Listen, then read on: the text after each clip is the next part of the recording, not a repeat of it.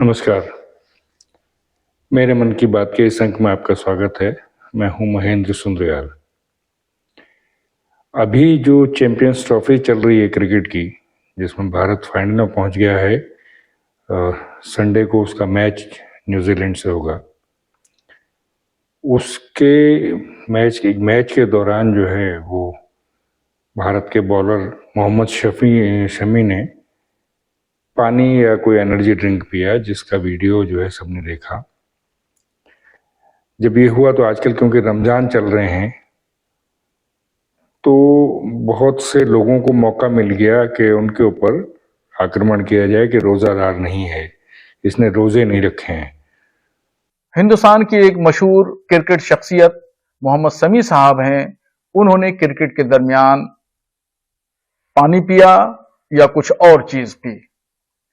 उन्होंने रोजा नहीं रखा और रोजा न रख करके फिर उन्होंने पानी भी पिया और रोजा न रख करके उन्होंने गुनाह का काम किया।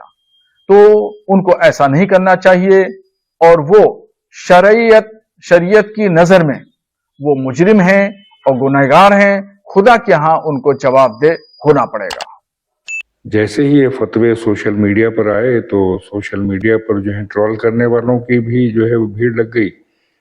बहुत कम लोग थे जो मोहम्मद शमी के बचाव में आए, मतलब बहुत कम मुसलमान थे जो उसके बचाव में आए। मोहम्मद शफी के ज़्यादातर मुसलमान जो है उसके खिलाफ थे और उसकी जो है वो फतवों की जो है उसमें आवाज़ मिला रहे थे। हालांकि मोहम्मद शमी के जो भाई ने जो है वो टीवी पर आ करके बताया भी, और भी कई सारे लोगों ने बताया जो लिबरल मुसलमान जो हैं, उन्होंने बताया कि भाई इस तरह का एक रोज़ा रखने के लिए उन लोगों पर उनको छूट दी गई है रोज़ा रखने से, जो लोग सफ़र में होते हैं या जिससे कोई बीमार होता है या किसी मुसीबत में होता है। तो क्योंकि ये भी सफ़र में ही था, घर में तो था नहीं, ये दुबई में खेल रहा है, मैच चल रहा है, तो इसको अलाउड था कि वो रोज़े से जो है अपने आप को अलग रख सके। लेकिन फिर भी जो बहुसंख्यक मुसलमान हैं वो वही भाषा बोल रहे थे जो इन लोगों ने बोली। और इन्हीं लोगों के लिए, ऐसे ही लोगों के लिए जो इस तरह के इस्लाम की परिभाषा देते हैं, इस तरह के फतवे बात बात पर इशू करते हैं, इन्हीं लोगों के लिए जो है वो उत्तर प्रदेश के मुख्यमंत्री योगी आदित्यनाथ ने जो है वो असेंबली में ही कठमुल्ला शब्द यूज किया।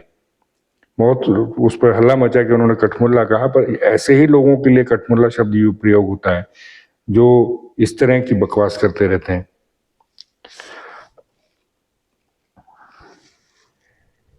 देखिए, ये जो समाज है जिसमें आज इस तरह की सब बातों के लिए समर्थन मिलता है, मुस्लिम समाज की बात कर रहा हूँ, ये उसकी वजह एक है कि ये जो है पढ़ाई लिखाई पर इसको पे विशेष जोर इनके लोगों ने नहीं दिया। जो भारत के सो कॉल्ड सेक्युलर नेता रहे, इन्होंने शुरू से एक षड्यंत्र किया कि मुस्लिम समाज को शिक्षा से दूर रखा जाए, उनको जो है नई जो बयार है उससे अलग रखा जाए, मेन स्ट्रीम से अलग रखा जाए। तो ये एक षड्यंत्र के तहत किया गया, इसीलिए उनमें शिक्षा का स्तर काफी नीचे है। जो शिक्षा उनको मिल भी रही है वो दीनी जो है वो शिक्षा मिल रही है, मजहब की शिक्षा मिल रही है मदरसों में। तो मदरसों में जो शिक्षा मिलती है, जो मौलवी देते हैं, वो शिक्षा जो है सबको मालूम है कि वो आदमी को कट्टरपंथ को ही बढ़ावा देती है। तो वो वही रहे, तो ये एक षड्यंत्र के तहत किया गया था। तो इसीलिए मुस्लिम समाज आज ऐसा है। अब कुछ लोग कहेंगे जी मदरसे में क्या पढ़ाया जाता है ऐसा। तो जो आरिफ मोहम्मद खान साहब हैं, जो गवर्नर हैं, उनकी एक वीडियो में देखिए कि उन्होंने खुद उस किताब में से कोट करके बताया है कि वो क्या पढ़ाया जा रहा है मदरसों में। ये किताब देवबंद में निसाब का हिस्सा है, सिलेबस का हिस्सा है ये किताब। इसमें जिहाद, कुरान कहता है उज़ीना लिल्लज़ीना युक़ातलूना बिअन्नहुम ज़ुलिमू, लड़ने की इजाज़त सिर्फ उनको दी जाती है जिनके खिलाफ लड़ाई लड़ी गई है, उन पर जुल्म किया गया है, उनको उनके घरों से निकाला गया है। और देवबंद क्या बताता है, जिहाद का मकसद क्या है? और मुझे कोई एतराज़ नहीं है, कुल 4% बच्चे पढ़ते हैं, लेकिन ये 4% वो हैं जिनका मस्जिद के मिंबरों पर कब्जा है, वहां से ये तकरीरें करते हैं। लेकिन शरीयत में जिहाद दीन हक की तरफ बुलाने और जो उसे कबूल ना करे उससे जंग करने को कहते हैं। ये देवबंद में, और इस किताब को बच्चा जब आता है, तो वो यूं करके आंखों पे लगाता है, चूंकि उसको कहते हैं ये अल्लाह का कानून है। ये नहीं कहते कि ये देवबंद वालों की राय है। किसी भी सोसाइटी में क्लर्जी, पेशेवर जिन्हें उलमाए सू कहा गया है, वो जिंदा नहीं रह सकते जब तक अवाम जाहिल नहीं होंगे। जब मदरसों में ये पढ़ाई होती है जिसकी बातें सबको मालूम है कि ऐसा ही है, जिसमें काफिर शब्द पढ़ाया जाता है, काफिरों के प्रति हिंसा और घृणा सिखाई जाती है, तो समाज ऐसा ही बनेगा। ये समाज को एक शिक्षा से दूर रख करके ये जो है पाप जो है सेकुलर नेताओं ने किया। भारत, पाकिस्तान और बांग्लादेश में ही विशेष तौर से इस तरह का वो पाया जाता है। उसकी वजह है वो देश जहां इस्लाम का उदय हुआ, वो देश जहां आज भी मक्का और मदीना है, वो तो जो है वो लिबरल उसकी तरफ चल पड़ा है, लिबरलिटी की राह पे। लेकिन ये अभी भी कठमुल्ले ही बने हुए हैं।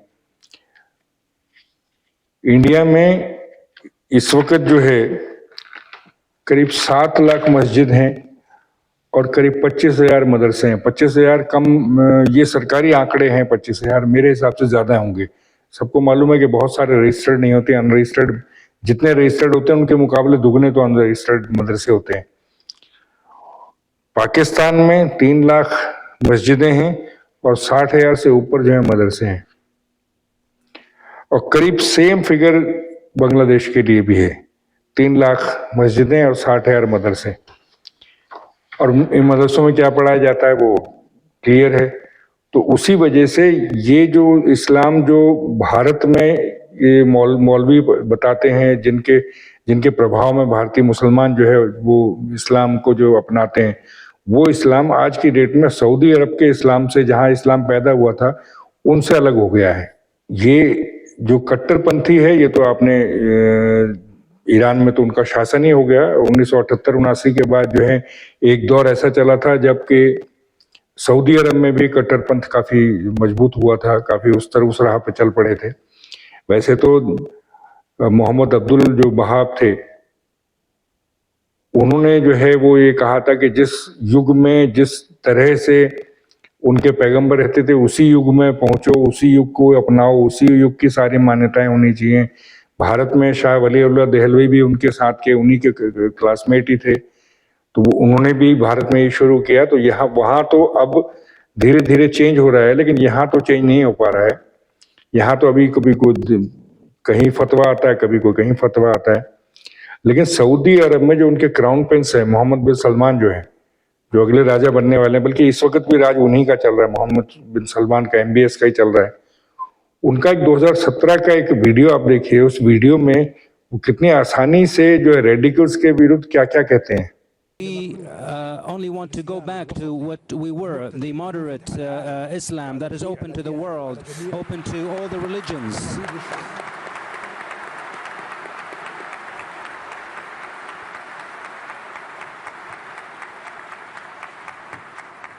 %70 70% of the Saudi people are less than 30 years old. And quite frankly, we will not waste 30 years of our lives in dealing with extremist ideas. We will destroy them today.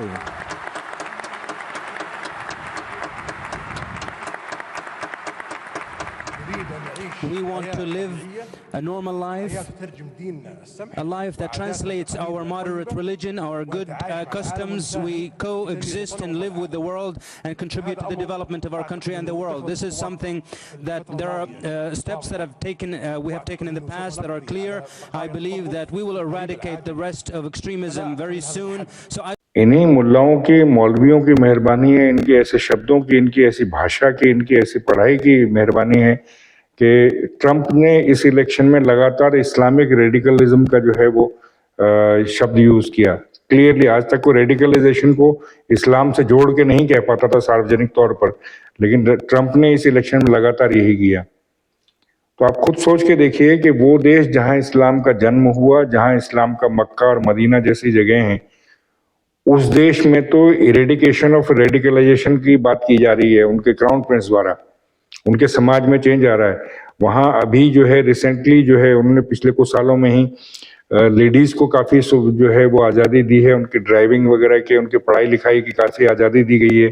कई सारे क्षेत्र नौकरी के लिए लेडीज के लिए खोल दिए गए हैं। उनका जो समाज जो है वो धीरे धीरे ओपन होता जा रहा है, ओपन सोसाइटी होती जा रही है।